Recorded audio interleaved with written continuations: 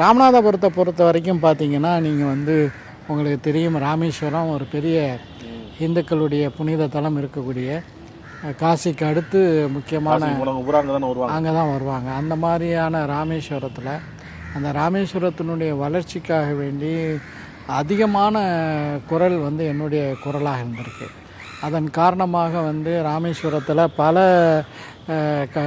Infrastructural ஃபெசிலிட்டிஸ்ன்னு சொல்லக்கூடிய அடிப்படை கட்டமைப்பு வசதிகள்லாம் கூட அங்கு வந்து நான் சட்டமன்ற உறுப்பினராக இருக்கும்போது அந்த பிரச்சனைகளை எடுத்து சொல்லி என்னுடைய தொகுதி மேம்பாட்டு நிதியிலிருந்தும் அதுக்கு நிதி கொடுத்து, அதே மாதிரி திருப்புலானி இன்னொரு புனித தலம், சேதுகரை, இதெல்லாம் வந்து ராமநாதபுரம் தொகுதியை சேர்ந்தது தான்.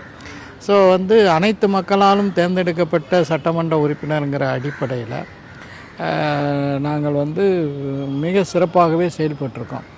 இப்போ நான் வந்து பாபநாசம் சட்டமன்ற உறுப்பினராக இருக்கேன். பாபநாசம் சட்டமன்ற தொகுதியில் முஸ்லீம் வாக்காளர்கள் மிகவும் குறைவு. ஆனாலும் கூட மிக முக்கியமான முருகனின் 6 படை வீடுகளில் 4ஆம் படை வீடு சுவாமி மலையில் என்னுடைய தொகுதியில் தான் இருக்குது.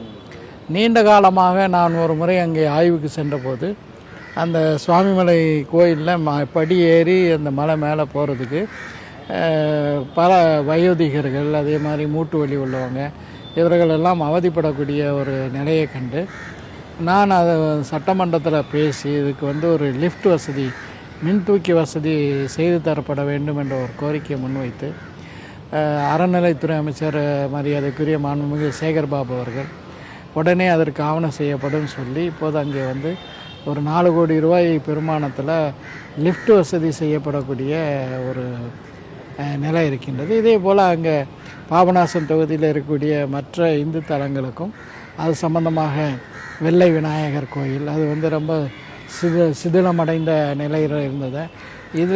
இது குறித்தும் சட்டமன்றத்தில் பேசி அதை வந்து புனரமைப்பு செய்யக்கூடிய பணிகள் எல்லாம் நடந்து வரக்கூடிய ஒரு சூழலை பார்க்கின்றோம்.